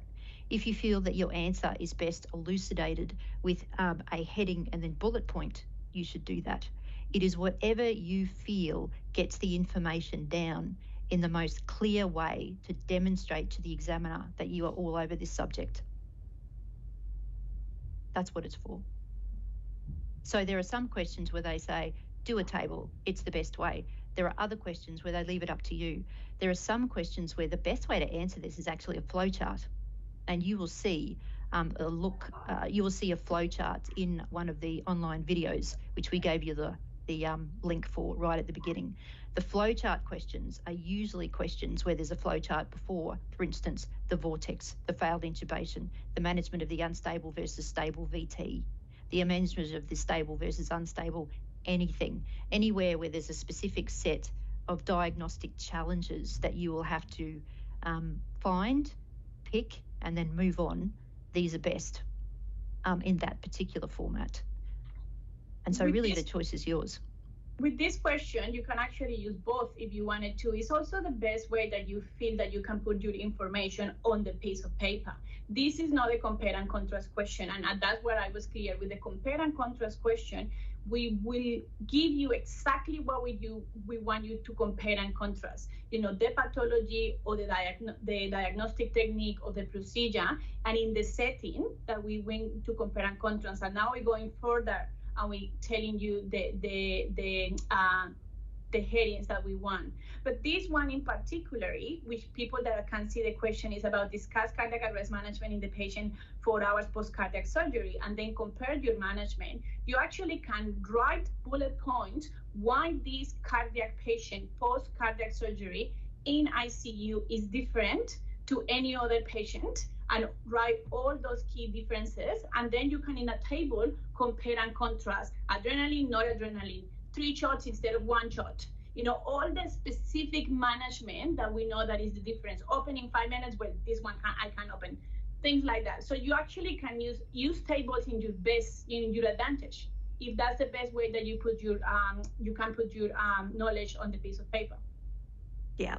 And so, Zoo, let's talk about your question. So for outline your management questions, history examination of tests have no place. No, not unless they're really specific to the management. And then it's mostly about the management of the source of sepsis. And so this is detailed in the glossary, whether they want you to assess, which is history examination investigation, or manage, which is resuscitation, specific therapy, and supportive therapy. Now, is it artificial? Yes. Yes, it is. It's completely artificial because most of the time we do the same thing at the same time. However, if you want clarity and if you want to know what you're going to get marks for versus what you're not going to get marks for, That's why there has been more emphasis on the glossary, so that you don't waste your time talking about history when I've asked you to manage septic shock in the context of sepsis.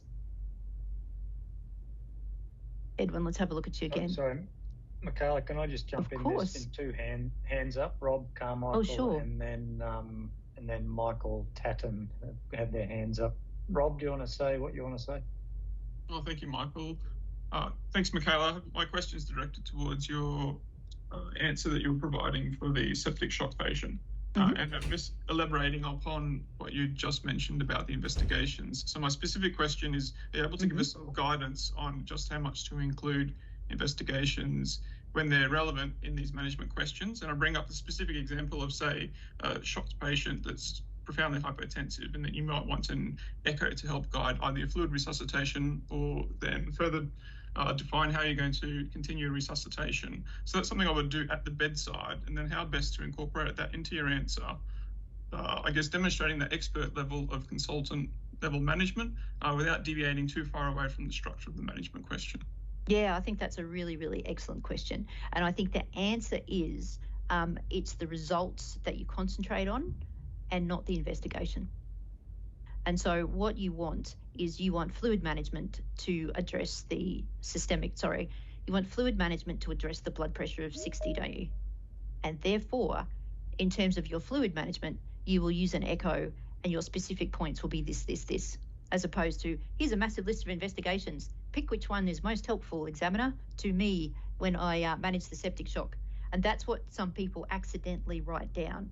Whereas if they did it the other way and said, I'm interested in fluid managing, or I'm interested, let's pick another example from fluid because I'm getting bored with that one. If you said, I'm interested in knowing where the source of the sepsis is coming from, where is the source of the staph? Therefore, for the source of the staph, I will need 1, an echo for valves, and 2, I will need an MRI for discitis, and 3, I will need a urine. The real pointer, the real kicker in there, the bit that is going to get you marks, is actually the line that says, I will find the source of sepsis and drain it, treat it, or destroy it. Does that help? Thoughts? Another thing, Michaela, that I have seen the candidates do it very much, as Nick said at the beginning, please read the question. Gonna give you a very simple example. If I'm asking something about severe pancreatitis, and then in the assessment, people spend half of a page telling me how they're going to assess the severity of the pancreatitis. But I have already said that it's severe.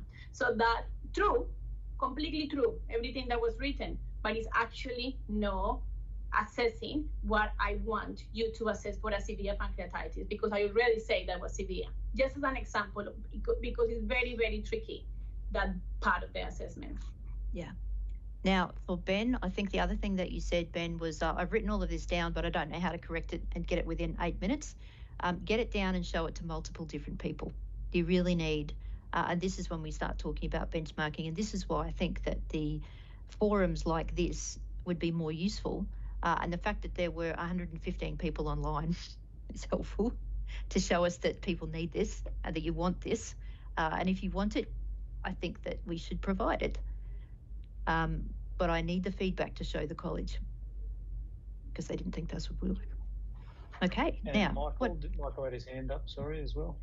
Yeah, thanks, guys. I think part of the reason that we're sort of pushing you for a mark is trying to gauge what is like an expert level thing. Like in the last paper, there was a cultural safety question. And in the exam report, which really awesome that you got it out so quickly, that was so comprehensive and sort of gave a lot more guidance, Michaela. Thank you for that. Thank you. But like it wasn't just me. It was saying an expert answer said this, and the expert answers went into this and this, and then it said top mark 7.3, which doesn't strike me as like is it possible to get a 10? Like is expert a 7 cutoff? Like that's a really good question. It's a really good question, and yes, absolutely, it's possible to get a 10. You should never write an SAQ that it is impossible to get top marks for, and indeed, many people have gotten top marks. The problem is that when I've said the expert answers did this, they didn't do anything else very expertly. And so that last question that I flipped up and said, look, the part A lists the sources of staph. I would give 30% for that. I think they've covered all the bases, but I don't think their 70% Part B was anywhere near expert. And the problem with that, well, not the problem, the thing about most of our questions or most of our SAQs is that they're deliberately wide-ranging questions to assess your depth of knowledge on one particular area. And it is rare that people are able to focus on everything. Some people wrote the most amazing and fabulous, and I can tell you specifically about that SAQ. The reason why I can tell you specifically about that SAQ is because I marked it. So I have a very close relationship to that question, and because I advocated it for it as well. So I have an extremely close relationship to that question. The reason why some people did amazing things when they're talking about how they displayed cultural sensitivity. And it was just, I would have been delighted to meet these people and shake their hands. It's all anonymous, by the way, so I don't know who wrote. However, when you're talking about the actual step-by-step, how you address a complaint in the unit, they weren't that good. And that's a shame. So it's really, there was no one that got an absolute 10, but there was certainly people that got very high. It is possible to get a 10. Isabel, hand up as well. Hello, thank you. I was hoping to get some clarification on the bypass question, please. If I understood that right, it was mentioned to possibly also include the patient selection for one surgery or the other. And to me, that worries me a little bit because it gives me the indication that I need the expert cardiothoracic surgeon knowledge, because we as intensivists are not the ones selecting patients preoperatively. We deal with what comes to our unit postoperatively. So if that gives me the indication, then I would know everything for all specialties. And ICU is very broad, but basically what happens before they come to us. And maybe you could explain that a little bit further, please. Yeah, so that's okay. So with the patient selection, so the rationality of bypass, bypass is to benefit those people that we have severe comorbidities. You know, when the technique came up with severe comorbidities that won't do very badly in a full cardio bypass. So those patients that are selected to have off bypass surgery are those patients that won't tolerate a full on-PAP surgery. Having said so, though, that need the expertise and that need the volume, a unit that actually do it very often to improve the outcomes of these patients. But if you have your standard cuts by 3 with an, that will be the standard approach. So what I'm trying to say, as a patient in Australia having cardiothoracic surgery, the standard is on-pump cardiothoracic bypass, and it's a couple of people that will benefit from the other technique as long as it's done in the appropriate setting with the appropriate expertise, and they are selected very clearly. It's not that you have to, it is a specific kind of surgery that gets done by certain amount of people. Therefore, we need to know if I'm having a off-pump patient coming to my unit, I need to know why that was the reason and why this patient would have not tolerated bypass. What was the decision behind that? Okay, thanks. But we don't expect you to have it to the level of a surgeon. Not at all. Yeah. Now, I've got something that Irma sent me right at the beginning, and it said, really, what I came on to ask is if the college claims to be transparent, I quite like the doubting tone, but I understand your frustration. Why can't I have my answers and my ANGOV score? This is what would help me the most. Also, do they plan to change the exam report back to an ideal answer format? Is the feeling this helps people pass the exam without the knowledge by rote? So I'll answer B first. Yes. So specifically talking to educational experts is that their feeling is that, and we've alluded to it multiple times during this last hour, that their feeling is that you give that, first of all, they're not model answers, but people are treating them as such. Secondly, the answers have changed over time as the specialty of intensive care has changed over time. For instance, the end result of the hypoxia management of the right ventricular, left ventricular failure management now in most centres is including ECMO, and that used to not be the case. ECMO was a really limited modality that was not available to to very many, but now it is. Not only do you have ECMO, is that you don't have to rest just outside the Alfred anymore. You can become hypoxic in cans, and we will retrieve you.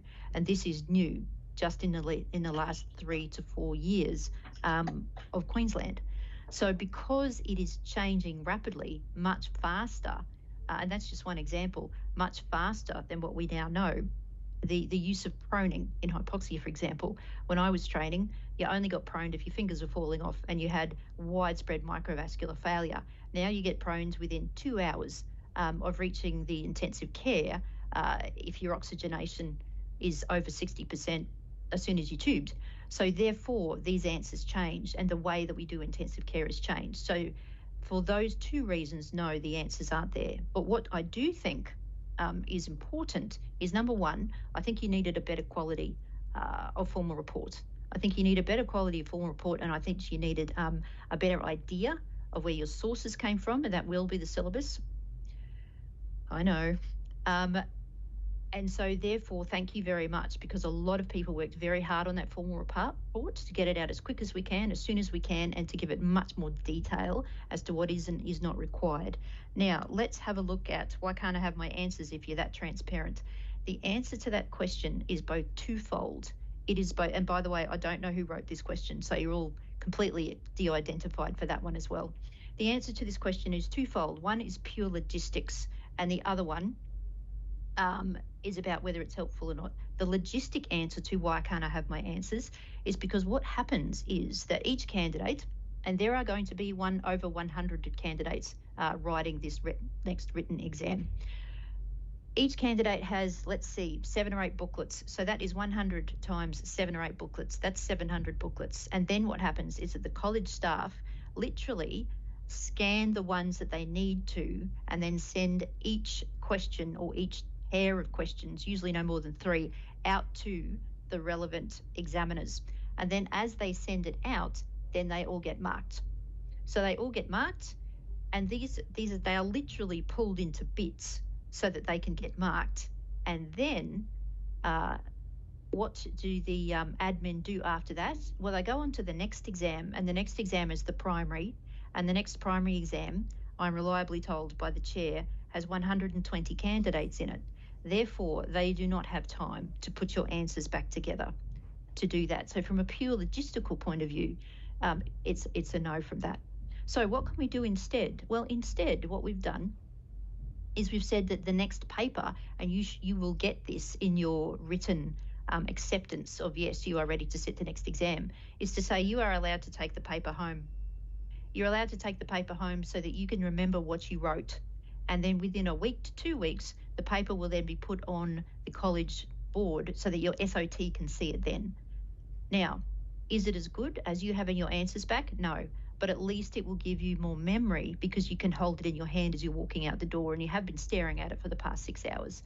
So that will give you a bit of a better idea of what you've written, of what was on the paper, so that your memory has got something a little bit better than seeing the formal report whenever. And as I said, we got the formal report out as quick as we can. What would be even better is if we had online exams. Now, we don't want to be the College of Physicians who did online exams in the middle of COVID, and it completely fell apart. Whose responsibility is that to deliver the online exams? Well, I'd be pleased to say that it isn't mine, it's the Assessments Committee. What I'm required to do with me and my colleagues is to put together a multinational exam twice a year.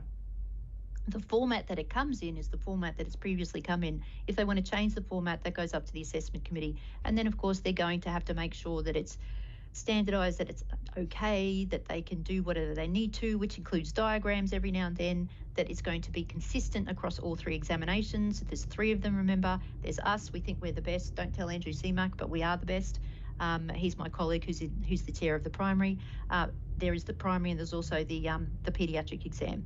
That's their problem. I can tell you that the online fellowship CICM examination will not come soon enough for you. within the next 18 months to 2 years. Therefore, this is what we've got, and I can't give you your answers. I'm sorry.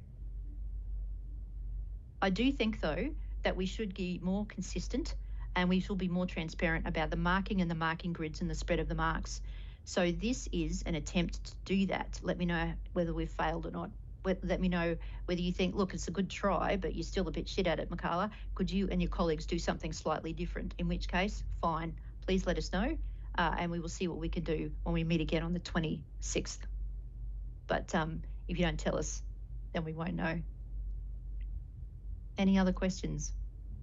There was the comment, Michaela, about, I guess, for registrars who don't have access to examiners, they do rely heavily on CICM reports. Yeah. And certainly it is also it might be challenging for them to also send questions to multiple examiners when they don't have access to examiners. Yeah. So I'm not sure who the comment was from, but I think it's a valid point. Yeah, I think that's a really valid point. That's one of the reasons why I think we should do more online national things rather than everybody doing really fantastic individual work statewide or locally, but not on a national basis. I agree with you. Certain online vivas have given access to trainees from all over Australia, New Zealand, and Hong Kong to examiners and viva sessions. Yeah, so you'd be pleased to know that the online CICM guys are here. So that's Aditi and that's George, who's part of it, and Greg, and they're very interested in this space, and we really appreciate them coming on board because they've done an amazing job with the online vivas. And this is just another attempt to shed clarity on this part of the exam as well.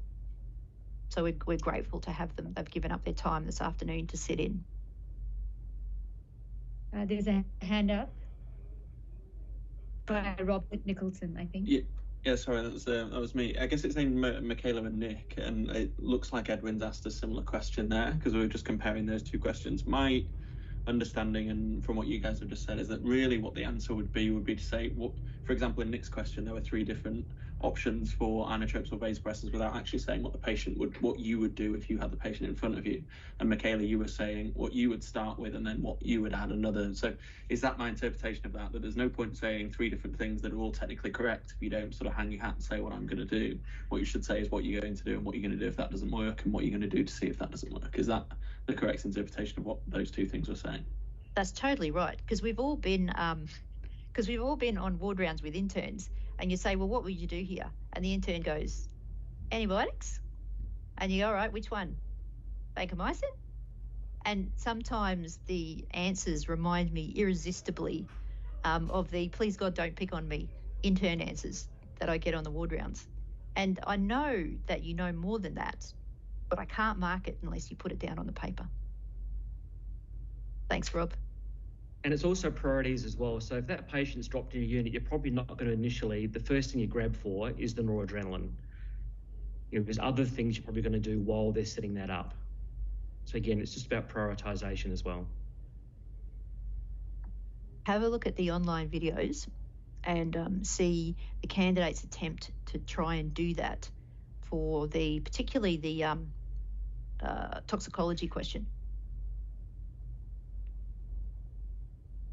which is a very complex management strategy that you're going to have to do with this multiple poisoning of atenolol plus calcium channel blocker, and see what you think. Now, Matt, I believe that you were a person that had their hand up.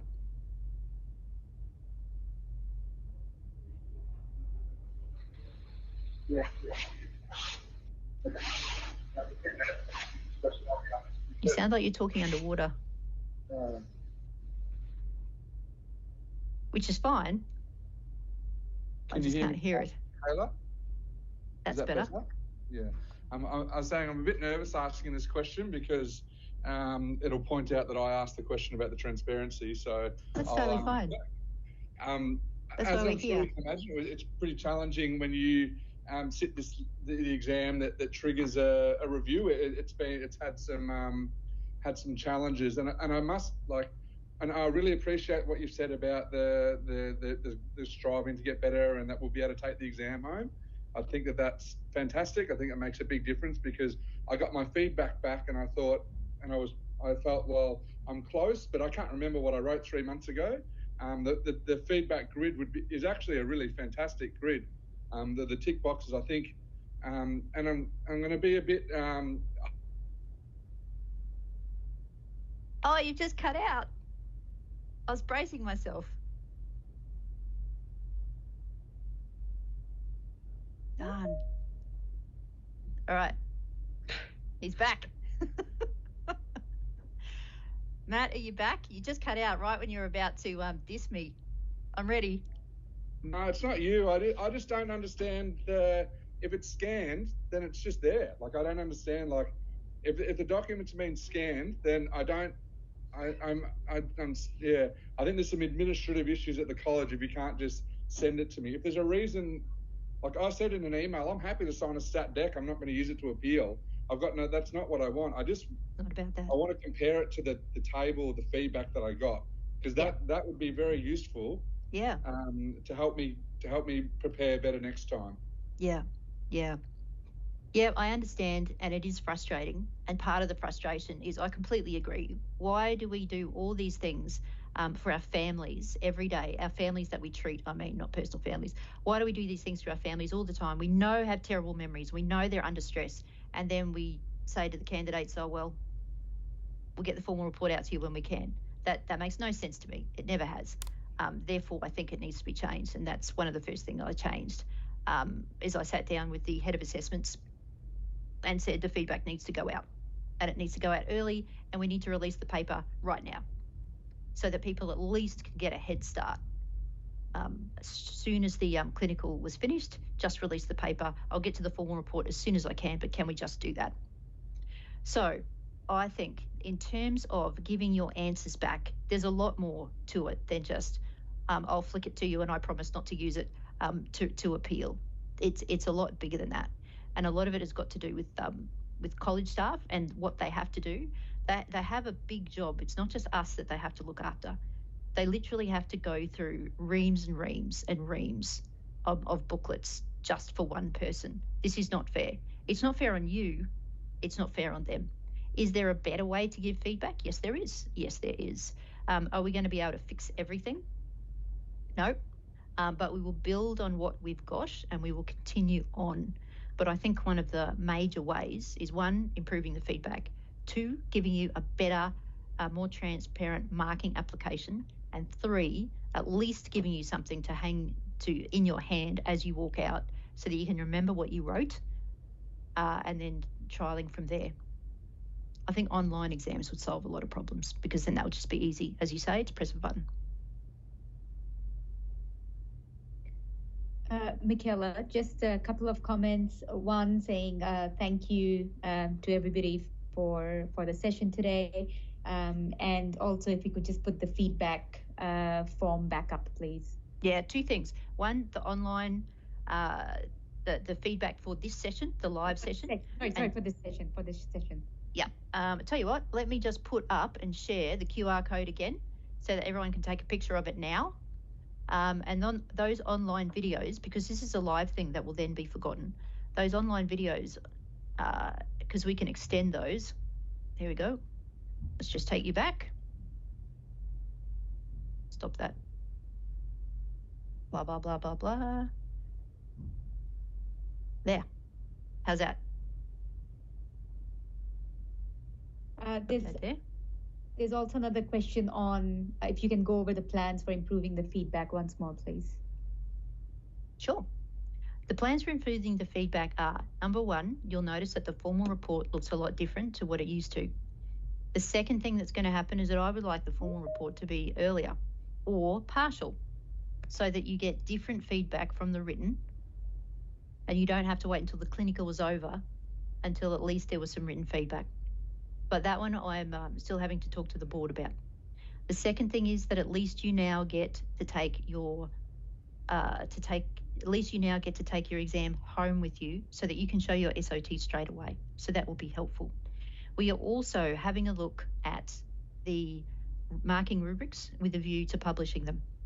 The marking rubrics at the moment are written for the examiners. They're not written for candidates. And so because they're at for a slightly different audience, we want them to be specific to you. And therefore, that takes time. Because if you want notice about what's going on and you want clarity, then the same thing should be given and the same courtesy should be given to examiners. And so examiners need the opportunity to know what's going to happen to their work as well. So they are the major things at the moment that we're doing to improve it. And then lastly, what we're doing is trialling a nationwide approach as opposed to examiners working very, very, very hard in their individual spheres to improve their individual corner of the universe. We are working at whether this is something that would be useful on a national basis, getting examiners online so that everyone can access the thoughts of the examiners and having a look at various SAQs. Now, I would really appreciate, Goran, I would really appreciate having access to a marking grid and also a model answer that would gain 100% for the next session. Please write one for me and I'll put it up on the next session. I'll be delighted to do what you want, but you have to give it to me. Okay. I think there was one last comment about the feedback report for those who fail. Yeah, that's something that has to be tackled as well, one thing at a time. The big things was the formal report, waiting for the ACE report, which is at the end of the year, and then we'll tackle individual feedback after that. Thank you very much, guys. I really appreciate your time and the effort that you put into the session. It's really cool that you're making yourself so available and transparent and making an effort. We'll acknowledge that in the feedback, but thank you very much. Thank you. Well, we'll see you on the 26th. And you'll have a whole new bunch of examiners that will talk to you. Thank you very much. There's another comment, Michaela. I do appreciate the new and improved written exam report. It's been very useful. I will tell all the examiners that I talked to who individually gave feedback. I pretty much rang or texted them or emailed them or harassed them and just said, what do you really want to tell the candidates? What things do you really want to say that they did well or they could do to improve their answers? And they all were more than generous with their time. So there's a lot of people out there who are really, really trying. And lastly, I would just like to state that this is an exam with a really proud history. It's got a really proud history and it's got a really solid reputation. This is an exam that used to only be able to be sat if you had a specialty ticket. You couldn't do this exam unless you had a previous experience and you'd previously passed something. Now, that's changed and now you can sit it as a single specialty, but the examination standards have not. And so therefore, the examination standards have not changed. However, the examination and the candidate circumstances have changed. And if the circumstances have changed and you need more engagement from the college, then I think that we should give it.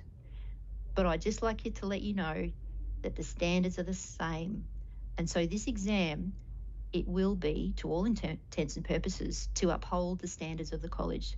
I'm talking to you as an educator, and I want you to pass, and I want you to help you pass. And everybody that is online has dedicated their careers to education. We're also standard setters, and the pass rate means nothing without the standard that we uphold.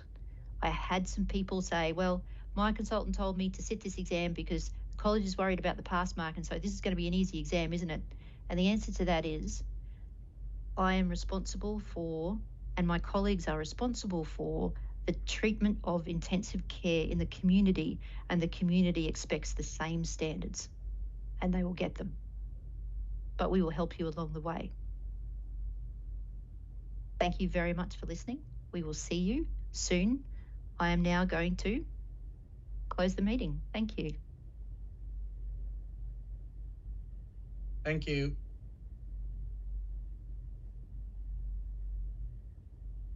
Thank you.